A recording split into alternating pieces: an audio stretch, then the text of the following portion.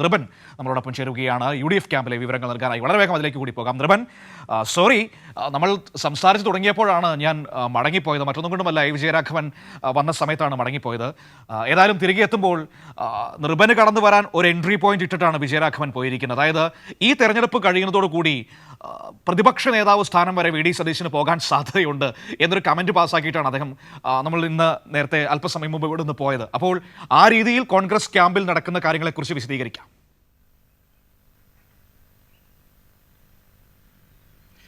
മനു, വലിയ തരത്തിലുള്ള ആഭ്യന്തര സംഘർഷങ്ങൾ ഞാൻ നേരത്തെ തുടങ്ങി വെച്ചത് അത് തന്നെയാണ്. ആഭ്യന്തര സംഘർഷങ്ങൾ കോൺഗ്രസിന് മാത്രമല്ല UDFിനുള്ളിലും വലിയ തരത്തിലുള്ള സംഘർഷം നിലനിൽക്കുന്നുണ്ട്.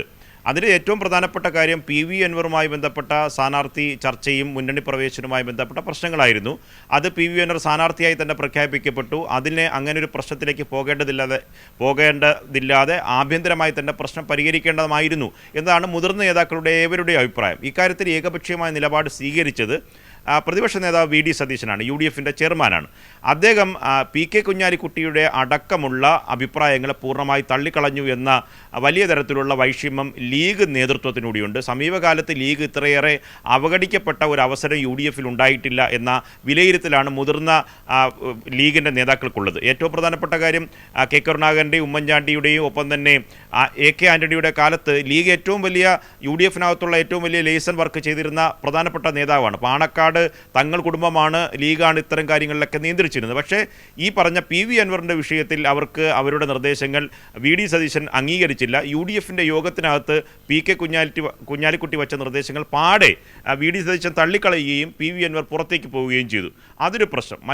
മറ്റൊരു പ്രധാനപ്പെട്ട കാര്യം ആര്യാട് ഷൗക്കത്തിൻ്റെ സ്ഥാനാർത്ഥിത്വമാണ്. അത് പാണക്കാട് തങ്ങൾ കുടുംബത്തെ സംബന്ധിച്ച് നിരന്തരം ആരോപണം ഉന്നയിക്കുകയും ദുർമന്ത്രവാദവും വെള്ളം ഓദിച്ചു കൊടുത്ത് പണം പിരിവ് നടത്തുകയും ചെയ്യുന്നവർക്കെതിരെ നടപടി വേണം, പാണക്കാട് തങ്ങൾ കുടുംബത്തിലേക്ക് റെയ്ഡ് നടത്തണമെന്ന് നിലപാട് സ്വീകരിച്ച ആളാണ് ആര്യാട് ഷൗക്കത്ത്. അത് സോഷ്യൽ മീഡിയയിൽ ഇപ്പോഴും പഴയ ബൈറ്റുകൾ, പഴയ പ്രതികരണങ്ങൾ സജീവമായി ലീഗിൻ്റെ കേന്ദ്രങ്ങളിൽ നിന്ന് തന്നെ അവരുടെ അണികളിൽ തന്നെ പ്രചരിക്കുന്ന അവസ്ഥയുണ്ട്. അവർ ഇക്കാര്യത്തിൽ പ്രതിരോധത്തിലാണ്. മറ്റ് വിഷയങ്ങളെന്ന് പറയുന്നത് കഴിഞ്ഞ ദിവസങ്ങളിൽ UDFിനെ തുടങ്ങി വെച്ച ചില വിവാദങ്ങളാണ്. അത് KC വേണുഗോപാൽ ഉന്നയിച്ച ക്ഷേമ പെൻഷൻ നൽകുന്നത് ജനങ്ങൾക്ക് കൊടുക്കുന്ന കൈക്കൂലിയാണെന്ന വിവാദം. അത് LDF ക്യാമ്പ് വളരെ പെട്ടെന്ന് തന്നെ അത് ഏറ്റെടുക്കുകയും വലിയ രീതിയിൽ പ്രചരണം സംഘടിപ്പിക്കുകയും ചെയ്തു. ഒപ്പം തന്നെ UDFിൻ്റെ നേതൃത്വത്തിന് ഇതിന് വ്യക്തമായ മറുപടി പറയാൻ കഴിയുന്നില്ല. അപ്പോഴാണ് നേരത്തെ മനു പറഞ്ഞു നിർത്തിയതുപോലെ ഇതിനെ പ്രതിരോധിക്കുന്നതിന് വേണ്ടി അവർ മലപ്പുറത്തിന് എതിരായ നിലപാട് സ്വീകരിച്ചു, മുഖ്യമന്ത്രി അടക്കമുള്ള നേതാക്കൾ എന്ന പ്രചരണം കൊണ്ടുവരുന്നത്. പക്ഷേ അത് ചരിത്രത്തെ വീണ്ടും ഓർമ്മപ്പെടുത്തുന്നതിനും പഴയ ചരിത്രത്തിലേക്ക് പോകുന്നതിനും വഴിവെച്ചു. ചർച്ചകൾ ഇപ്പോൾ നമ്മുടെ ഈ വാർത്ത നടക്കുമ്പോൾ തന്നെ സോഷ്യൽ മീഡിയയിൽ പലരും വയ്ക്കുന്ന കമൻ്റ് എന്ന് പറയുന്നത് മലപ്പുറം ജില്ലയുടെ രൂപീകരണം, EMS സർക്കാർ ആ രൂപീകരണത്തിലേക്ക് പോകുന്നു. അന്ന് മലപ്പുറം വിരുദ്ധ മുന്നണി, മലപ്പുറം ജില്ലാ രൂപീകരണത്തിനെതിരെ ആ മുന്നണിയുടെ സമരസമിതി നയിച്ചിരുന്നത് ആര്യാട് മുഹമ്മദാണ്. അദ്ദേഹം നിരാഹാരമടക്കമുള്ള സമര പരിപാടികളുമായി മുന്നോട്ട് പോയി. അതായത് മിനി പാകിസ്ഥാനായി മാറാൻ പോവുകയാണ് മലപ്പുറം എന്ന തരത്തിലുള്ള പ്രചരണമാണ് ഉണ്ടായത്. അന്ന് കോൺഗ്രസ് മറുഭാഗത്തായിരുന്നു ജനസംഘവുമായി ചേർന്ന്, ഇന്നത്തെ BJPയുടെ ആദ്യ രൂപമായ ജനസംഘവുമായും സംഘപരിവാർ രാഷ്ട്രീയത്തിനൊപ്പം ചേർന്നുകൊണ്ട് മതവിദ്വേഷം പ്രചരിപ്പിക്കുന്ന സമരത്തിന് നേതൃത്വം വഹിച്ച നേതാവാണ് ആര്യാട് മുഹമ്മദ്. ആര്യാട് മുഹമ്മദിൻ്റെ മകൻ ആര്യാട് ഷൗക്കത്ത് മത്സരിക്കുമ്പോൾ ഈ ഒരു ചരിത്രത്തിലേക്ക് കൊണ്ടുപോകുന്ന ചർച്ചകളിലേക്ക് UDF തന്നെ വഴിവെച്ചു എന്നാണ്. അത് സോഷ്യൽ മീഡിയയിൽ വളരെ രീതിയിൽ ചർച്ച നടക്കുന്നുണ്ട്. ഈ ഒരു പ്രതിസന്ധിക്കിടയിലാണ് UDFിൻ്റെ ക്യാമ്പയിൻ മുന്നോട്ട് പോകുന്നത്. അതുകൊണ്ട് UDF തുടക്കത്തിൽ കോൺഗ്രസ് തുടങ്ങി വെച്ച പല കാര്യങ്ങളും അവർക്ക് തന്നെ തിരിച്ചടിയാവുന്ന പ്രശ്നങ്ങളിലേക്ക് പോകുന്നുണ്ട്. അതെങ്ങനെ അവർ പരിഹരിക്കുമെന്നതാണ് ഏറ്റവും പ്രധാനപ്പെട്ട കാര്യം. ഇന്ന് സ്ഥാനാർത്ഥികളുടെ നാമനിർദ്ദേശ പത്രിക പിൻവലിക്കാനുള്ള അവസാന തീയതിയാണ്. PV അൻവർ ഇപ്പോഴും സ്ഥാനാർത്ഥിത്വത്തിൽ ഉറച്ചു നിൽക്കുന്നുണ്ട്. അദ്ദേഹത്തെ കഴിഞ്ഞ ദിവസം രാത്രിയും UDFിലെ ചില നേതാക്കൾ, അദ്ദേഹവുമായി ബന്ധപ്പെട്ട നേതാക്കൾ സ്ഥാനാർത്ഥിത്വം പിൻവലിക്കാനുള്ള സമ്മർദ്ദം നടത്തുന്നുണ്ട്. ഇന്ന് 3 മണി വരെയാണ് നാമനിർദ്ദേശ പത്രിക, അതായത് നോമിനേഷൻ പിൻവലിക്കാനുള്ള സമയം. അദ്ദേഹത്തിന് സമ്മർദ്ദം ചൊലുത്തുന്നുണ്ട് എന്ന വിവരങ്ങൾ വരുന്നുണ്ട്. അതിനി നിർണായകമാണ്. PV അൻവർ എടുക്കുന്ന നിലപാടുകൾ ആർക്കാണ് ഗുണമുണ്ടാകുക, ആർക്കാണ് ദോഷമുണ്ടാകുക എന്ന കാര്യം വരും ദിവസങ്ങളിൽ ചർച്ച ചെയ്യേണ്ട കാര്യമാണ്.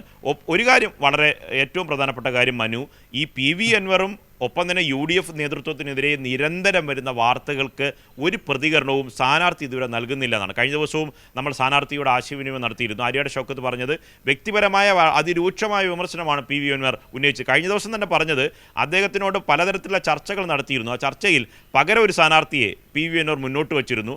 അടുത്ത് ഇപ്പോൾ ഉപതെരഞ്ഞെടുപ്പിൽ അദ്ദേഹത്തെ മത്സരിപ്പിക്കൂ, അത് കഴിഞ്ഞ ശേഷം പൊതുതെരഞ്ഞെടുപ്പിൽ ആര്യാട് ഷൗക്കത്തിന് മത്സരിക്കാമല്ലോ എന്ന ചോദ്യം അൻവർ ചോദിച്ചപ്പോൾ എനിക്ക് കോൺഗ്രസ് പാർട്ടിയുടെ ലീഡർഷിപ്പിനെ നേതൃത്വത്തെ വിശ്വാസമില്ല എന്ന് പറഞ്ഞുവെന്നാണ്. അത്തരം ആരോപണങ്ങൾ അടക്കം വരുമ്പോൾ അവർക്കൊന്നിച്ചാണ് ആര്യാട് ഷൗക്കത്തിന് ഈ തെരഞ്ഞെടുപ്പിനെ നേരിടേണ്ടത്. ആ ആരോപണങ്ങളെല്ലാം വരുമ്പം പോലും ആര്യാട് ഷൗക്കത്തിന് മറുപടി പറയാൻ കഴിയുന്നില്ല. മറുപടി പറയാത്തത് അത് കൂടുതൽ തുടർ വിവാദങ്ങളിലേക്ക് പോകുമെന്ന ഭയമുണ്ട്. ഇപ്പോൾ UDF ക്യാമ്പ് എടുത്തിട്ടുള്ള ഇത്തരത്തിലുള്ള ആരോപണങ്ങൾക്ക് നോ കമൻസ് എന്ന നിലപാട് സ്വീകരിക്കുക എന്നതാണ്. അത് കഴിഞ്ഞ ദിവസം പ്രതിപക്ഷ നേതാവും ഇതേ സമീപനം സ്വീകരിച്ചു. PK കുഞ്ഞാലിക്കുട്ടിയും ലീഗുമായി ബന്ധപ്പെട്ട ആഭ്യന്തര വിഷയങ്ങൾ ഇതുവരെ പ്രതികരിച്ചിട്ടില്ല. ഇന്ന് PK കുഞ്ഞാലിക്കുട്ടിയും K സുധാകരനും KPCC അധ്യക്ഷൻ സണ്ണി ജോസഫും ഒക്കെ തെരഞ്ഞെടുപ്പ് പര്യടനത്തിൻ്റെ ഭാഗമായി ഇന്ന് നിലമ്പൂരിലുണ്ട്. അവരുമായി ബന്ധപ്പെട്ട വാർത്താ സമ്മേളനങ്ങളുണ്ട്. രമേശ് ചെന്നിത്തല 10 മണിക്ക് മാധ്യമങ്ങളെ കാണുന്നുണ്ട്. കഴിഞ്ഞ ദിവസം അദ്ദേഹം വന്നോടൻ നടത്തിയ വാർത്താ സമ്മേളനം അദ്ദേഹം തന്നെ പ്രതിരോധത്തിലായി. കാരണം അദ്ദേഹം പറഞ്ഞത് മുഖ്യമന്ത്രി പിണറായി വിജയൻ തെരഞ്ഞെടുപ്പ് കൺവെൻഷനിൽ വന്ന് മലപ്പുറത്തെ പ്രത്യേകിച്ച് നിലമ്പൂരിലെ ജനങ്ങൾ വഞ്ചിച്ചു എന്ന തരത്തിൽ അഭിപ്രായം പറഞ്ഞു എന്ന തരത്തിൽ വിലയിരുത്തൽ നടത്തി. പക്ഷേ അത് പൊളിയുന്നതായി മാറി. കാരണം അങ്ങനെയല്ല അദ്ദേഹം പറഞ്ഞത്. ഒരു വഞ്ചനയുടെ ഫലമാണ് ഈ ഉപതെരഞ്ഞെടുപ്പ്. അത് അദ്ദേഹം ഉദ്ദേശിച്ചത് PV അൻവറിനെയാണ്. അത് വളച്ചൊടിക്കാനുള്ള ശ്രമം രമേശ് ചെന്നിത്തല നടത്തി. അത് മാധ്യമപ്രവർത്തകരുടെ ചോദ്യത്തിന് മുന്നിൽ അത് പൊളിഞ്ഞുപോയി. രണ്ടാമതാണ് മലപ്പുറത്തെ അവഹേളിച്ചു എന്ന തരത്തിലുള്ള പുതിയ വ്യാഖ്യാനവുമായി അവർ വന്നത്. അതും അവർക്ക് പഴയ ചരിത്രം തിരിച്ചടിയാകുന്നു. അത് AK ആൻ്റണി 2003 പറഞ്ഞ വിവാദപരമായ ഒരു സ്റ്റേറ്റ്മെൻറ്റ് വീണ്ടും സോഷ്യൽ മീഡിയയിൽ ഉയർന്നു വന്നു. അത് ഇപ്പോൾ എല്ലാ നിലമ്പൂരിലെ ജനങ്ങളിലും സജീവമായി ചർച്ച ചെയ്യുന്ന UDF പ്രതിരോധത്തിലാവുന്ന ഘട്ടത്തിലേക്ക് പോയിരിക്കുകയാണ്. ആ ഘട്ടത്തിലാണ് വീണ്ടും രമേശ് ചെന്നിത്തല ഇന്ന് മാധ്യമങ്ങളെ കാണുന്നത്. KPCC അധ്യക്ഷൻ സണ്ണി ജോസഫ് ഇന്ന് മാധ്യമങ്ങളാണ്. ഇന്ന് പ്രധാനപ്പെട്ട കേന്ദ്രങ്ങളിൽ UDF സ്ഥാനാർത്ഥി ആര്യാട് ഷൗക്കത്ത് തെരഞ്ഞെടുപ്പ് പര്യടനം നടക്കുകയാണ്. അദ്ദേഹത്തിൻ്റെ വാഹന പര്യടനം തുടരുകയാണ്. ഇന്ന് 2 പഞ്ചായത്തുകളിലാണ് അദ്ദേഹം വാഹന പര്യടനം നടത്തുന്നത്. പക്ഷേ നമ്മൾ കഴിഞ്ഞ ദിവസം അദ്ദേഹത്തെ സമീപിച്ചപ്പോഴും പൊതുവായിട്ടുള്ള രാഷ്ട്രീയ വിഷയങ്ങളിൽ അദ്ദേഹത്തിന് എതിരെ ഉണ്ടായ വിമർശനങ്ങളിൽ അദ്ദേഹം മറുപടി പറയാൻ സന്നദ്ധമല്ല എന്നതാണ്. അത് UDFനെ കൂടുതൽ പ്രതിരോധത്തിലേക്ക് കൊണ്ടുപോകുന്ന വിലയിരുത്തൽ കൂടി നാം കണക്കാക്കേണ്ടി വരും. മനു.